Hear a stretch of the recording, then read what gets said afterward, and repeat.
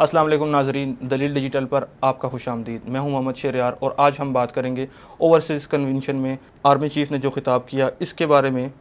عام عوام کے دل و دماغ میں بہت سے سوالات ہیں، ان سوالات کے جواب جانیں گے مگر حقائق کی روشنی میں۔ جی سعید صاحب، آرمی چیف نے اپنے خطاب میں برین گین کی بات کی، کیا یہ ایک خطابی جملہ تھا یا اس میں کوئی حقیقت بھی تھی؟ کیا ملک کی پالیسی چینج ہونے جا رہی ہے؟ بسم اللہ الرحمن الرحیم، السلام علیکم۔ سب سے پہلے تو دلیل پہ آپ کا بھی خوش آمدید کہ ایز اے ہوسٹ آپ نے آج ہمیں جوائن کیا۔ شکریہ۔ میں آپ کے مستقبل کے لیے، فیوچر کے لیے بیسٹ وشز بھی کہتا ہوں اور امید کرتا ہوں کہ انشاءاللہ میرا آپ کا ہماری دلیل کی ٹیم کے ساتھ ایک اچھا اور لمبا ساتھ چلے گا انشاءاللہ۔ آرمی چیف کا جو خطاب تھا وہ ایک شاندار خطاب میں اسے سمجھتا ہوں۔ آرمی چیف ہیں، سپہ سالار ہیں، حافظ قرآن ہیں، بیانیہ ساز ہیں، بیانیے کا توڑ کرنا جانتے ہیں، اور سب سے بڑھ کر یہ کہ وہ سمجھتے ہیں کہ آج کے دور کے اندر صرف میدان جنگ میں ہی لڑائی نہیں لڑی جاتی بلکہ ہر اس میدان میں ہونا ضروری ہے جس سے پاکستان کی سالمیت کو خطرہ ہو سکتا ہے۔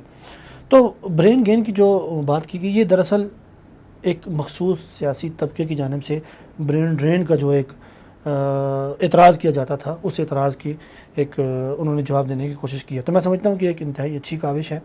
البتہ آپ کا سوال بڑا اہم ہے۔ آپ نے کہا کہ یہ محض خطابی جملہ ہے یا ریاست کی پالیسی تبدیل ہونے جا رہی ہے اوورسیز پاکستانیوں کے حوالے سے۔ تو میری رائے میں وزیر اعظم شہباز شریف صاحب نے جو خطاب کیا تھا اسی کنونشن سے، آپ یہ دیکھیں کہ اس خطاب کے اندر انہوں نے اوورسیز پاکستانیوں کے لیے بہت سارے وسائل کا، ان کے لیے بہت ساری سہولیات کا، مراعات کا انہوں نے اعلان کیا۔ سر فہرست انہوں نے جو اوورسیز پاکستانیوں کے بچے ہیں، میڈیکل کالجز میں پڑھتے ہیں، ان کے لیے 15% کا کوٹا انہوں نے رکھا، ان کے لیے مخصوص عدالتیں بنانے کا کہا، اور ان کو جو اوورسیز پاکستانی کو مسئلہ کیا ہے، پاکستان آتے ہیں سب سے پہلے وہ پی ٹی اے والا جو ٹیکس ہے، ان کا موبائل جو ہے وہ ان کا بند ہو جاتا ہے، اس کے اوپر ٹیکس ان کو دینا پڑتا ہے۔ پھر اور ان کو بہت سارے مسائل ہیں ان کے پاکستان کے، جو جس ملک میں بھی وہ رہ رہے ہیں ایمبیسی کے ساتھ ان کے جو ایشوز ہیں، تو ان کو حل کرنے کی ترجیحی بنیادوں پر انہوں نے اس ریاست نے پالیسی بنانے کی سوچی ہے۔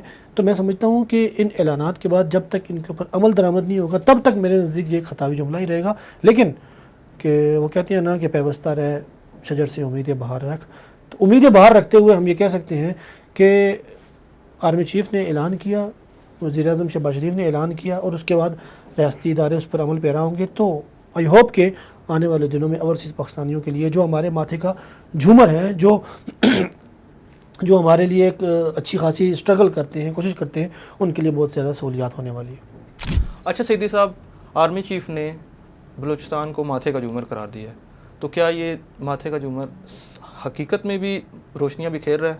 کیا وہاں کے حالات یہ بات کہنے کی اجازت دیتے ہیں؟ اس میں کوئی دو رائے نہیں کہ بلوچستان کا مسئلہ اس وقت بڑا ہاٹ ایشو ہے اور بلوچستان سلگ رہا ہے، بلکہ مجھے یہ بھی کہنے میں کوئی عار نہیں ہے، حقیقت ہے کہ بلوچستان کا مسئلہ آج سے نہیں ہے، یہ 70 سالوں سے سلگ رہا ہے بلوچستان کا مسئلہ۔ تو اس کے باوجود ہماری جو بلوچوں کے ساتھ کمٹمنٹ ہیں، جو ہمدردیاں ہیں، جو محبت ہے، وہ کبھی کم نہیں ہوئی ہے۔ وہاں کا ایک ٹولہ اٹھ کے، کچھ دہشت گرد اٹھ کے، وہ پنجابیوں کی لاشیں پنجاب بھیجتے ہیں، جو محنت مزدوری کرنے گئے ہوئے ہیں ان کو وہ نشانہ بناتے ہیں، اور بدلے میں پنجاب وفاق اپنا پیٹ کاٹ کے ان کے لیے پیٹرول بیچتا ہے۔ تو یہ بات تو درست ہے کہ بلوچستان ہمارے ماتھے کا جھومر ہے۔ آپ کے سوال کا دوسرا حصہ کہ کیا وہاں کے حالات یہ بات کہنے کی اجازت دیتے ہیں؟ حالات وہاں قدرے گمبھیر ہیں۔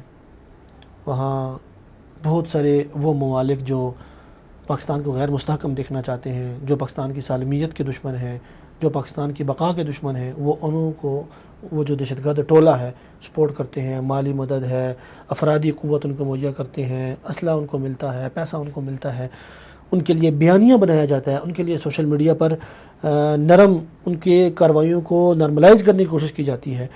تو یہ تمام پاکستان کے جو دشمن ممالک ہیں وہ کر رہے ہیں، اور ان کے لیے بلوچستان کی ہی عوام ان کو میسر ہے بدقسمتی کے ساتھ۔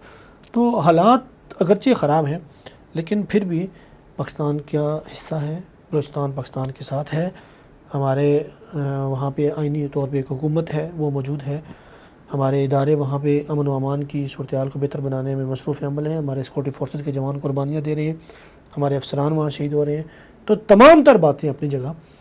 میرے نزدیک آرمی چیف کا یہ جو بیان ہے کہ بلوچستان ہمارے ماتھے کا جھومر ہے، وہ واقعتاً جھومر ہے، اور حالات خراب ہونے کی بنا پر یہ نہیں کہا جا سکتا کہ آرمی چیف کو ایسا نہیں کہنا چاہیے تھا. نہیں، بالکل نہیں. آرمی چیف ایک بڑے پلیٹ فارم پر کھڑے ہیں، پوری دنیا سے آئے ہوئے پاکستانی ان کو سن رہے ہیں، پوری دنیا کا میڈیا موجود ہے. تو اس پلیٹ فارم پہ کھڑے ہو کر آرمی چیف نے جو کچھ کہا اس کو میں من وان تسلیم کرتا ہوں. آرمی چیف نے کشمیر کو پاکستان کی شارک قرار دی ہے. انہوں نے کہا کہ یہ شروعات سے بھی پاکستان کی شارک تھی اور ہے اور رہے گی ہمیشہ. تو کیا جیسے یہ قیام پاکستان کے وقت تھی ابھی بھی ہے؟ اس میں زندگی یا حرارت باقی ہے؟ دیکھیں، کشمیر پاکستان کے شارک ہے، یہ پاکستان کی ایک نظریاتی اساس پر مشتمل ایک جملہ ہے. بطور پاکستانی ہمارا یہ عقیدہ ہے، ہمارا یہ نظریہ ہے کہ کشمیر کے ساتھ ہمارا ایک جذباتی وابستگی ہی نہیں، ایک جذباتی تعلق ہی نہیں. کشمیر ہماری شارک ہے. ہمارے بابائے قوم جو ہیں قائد اعظم محمد علی جناح رحمہ اللہ نے یہ بات کہی تھی. تو میں سمجھتا ہوں کہ وقت گزرنے کے ساتھ ساتھ کچھ وہ کہتے ہیں نا کہ شہر دے لوگ بھی ظالم سن، کچھ سانو مرن دا شوق بھی سی. کچھ ہماری پالیسیاں ایسی تھیں اور کچھ غیروں کی سازشیں ایسی تھیں کہ بدقسمتی سے آرٹیکل 370 کے نفاذ کے بعد بھارت نے کشمیر کی آئینی حیثیت کو بدل دیا. اس پر پاکستان نے ایک بھرپور رد عمل تو دیا، لیکن وہ رد عمل صرف جذبات کی حد تک تھا، بیانات کی حد تک تھا. یہی اس کا نتیجہ ہے کہ اب تک دنیا کی تاریخ میں اب تک سب سے بڑا کرفیو کشمیر میں تب سے لے کر اب تک نافذ ہے. اور ہم نے جواب میں اس وقت کے ہمارے لیڈر عمران خان صاحب نے کیا کہا تھا کہ ہم سڑکوں پہ کھڑے ہو کر 1.5 منٹ کے لیے الارم بجائیں گے. تو بھائی کشمیر ہماری شارک ہے، آدھی شارک پہ انہوں نے قبضہ کر لیا. اس کی ایک آرٹیکل انہوں نے منظور کروایا اپنی اسمبلی سے، اور جناب چلو بھائی کشمیر کی حیثیت بدل. تو جواب میں ہم نے کیا کیا، جسٹ اسمبلی پہ کھڑے ہو کے سڑکوں پہ کھڑے ہو کے ہم نے الارم بجائے اور روڈ بند کر کے ہم نے احتجاج کیے. اور ہمارے وزیر اعظم صاحب اسمبلی میں کھڑے ہو کے کہتے ہیں کیا بھارت پہ جا کے بم گرا دوں. تو جب ایسا غیر محتاط بیانیاں بنانے کی کوشش کی جائے گی تو پھر نہ صرف کشمیریوں کی دل آزاری ہوتی ہے بلکہ ہمارا اپنا موقف بھی کمزور ہوتا ہے. تو میں سمجھتا ہوں کہ آرمی چیف کا یہ جو بیان ہے اس کے بعد پاکستان کو عالمی سطح پر کشمیر کی حیثیت کو اجاگر کرنے کی کوشش کرنی چاہیے. کشمیر کے لیے الگ سے ڈیسک قائم کرنے چاہیے. اس پہ جو ہمارے کشمیر کمیٹی کے چیئرمین ہیں ان کی یہ ڈیوٹی لگانی چاہیے کہ وہ مستقل اس ایشو کو اجاگر کرتے رہیں، اس حوالے سے سیمینارز کریں، عوام کے اندر جا کے آگہی اور شعور پیدا کرنے کی کوشش کریں کہ کشمیر کل بھی پاکستان کے ساتھ تھا، آج بھی ہے اور آئندہ بھی رہے گا. تب جا کر اس کا جو عملی جو قائد اعظم نے جو خواب دیکھا تھا یہ کشمیر کے حوالے سے، تب جا کے اس کا نفاذ ممکن ہوگا.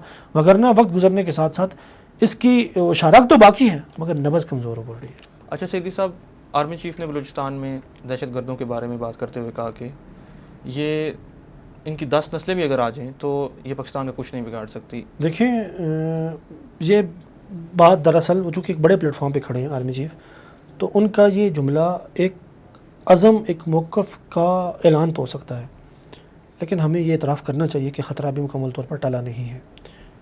گزشتہ ماہ جعفر ایکسپریس کا ایک بڑا واقعہ ہوا، اس میں قیمتی جانوں کا ضیاع بھی ہوا، اور میرا خیال میں جو دنیا بھر میں ٹرین کے ہائی جیکنگ کے واقعات ہوتے ہیں، شاید میری محدود معلومات کے مطابق، کوئی ریسرچ نہیں کی میں نے، مجھے یہ لگتا ہے کہ یہ ٹرین ہائی جیک کا سب سے بڑا واقعہ تھا. لیکن ساتھ یہ بھی ہے کہ پاکستان کی افواج کی بر وقت اور عمدہ رسپانس پر پھر ساری دنیا نے دیکھا کہ دہشت گردوں کا مردار کر دیا گیا اور جو یرغمالی تھے ان کو بحفاظت رہا کروا لیا گیا.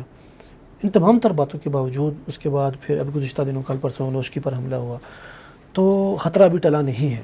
تو قصہ مختصر یہ کہ یہ ایک عزم اور موقف کا اعلان ہے، جوانوں کا حوصلہ بڑھانے والی بات ہے، لیکن ساتھ یہ اعتراف بھی ہے کہ خطرہ ابھی ٹلا نہیں ہے، جنگ ابھی جاری ہے. اور انشاءاللہ پاکستانی افواج کی، جوانوں کی، افسران کی قربانیوں کے نتیجے میں اللہ رب العزت کی مدد و نصرت سے ہم انشاءاللہ بلوچستان کو ان دہشت گردوں سے پاک کر کے دم لیں گے انشاءاللہ.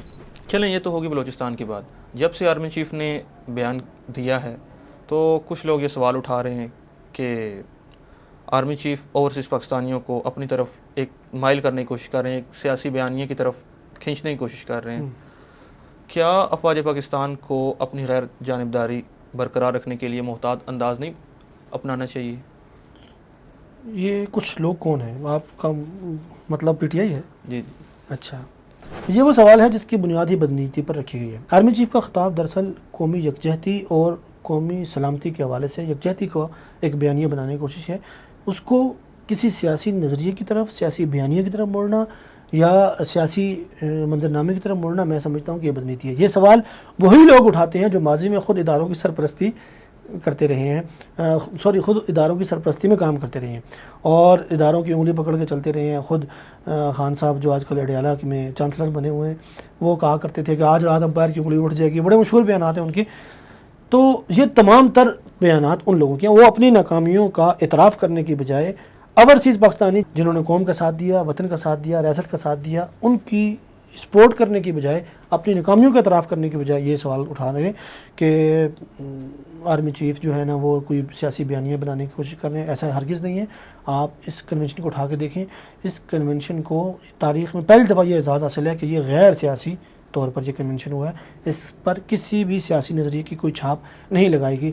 وطن کی بات کی گئی ہے، ریاست کی بات کی گئی ہے، ملک کی بات کی گئی ہے، ملک کے مستقبل کی بات کی گئی ہے، تو اس سے بڑھ کے اس سے اچھا اور کیا ہو سکتا ہے؟ لہٰذا ایسے پروپیگنڈے کو جوتے کی نوک کی ٹھوکر پر رکھنا چاہیے۔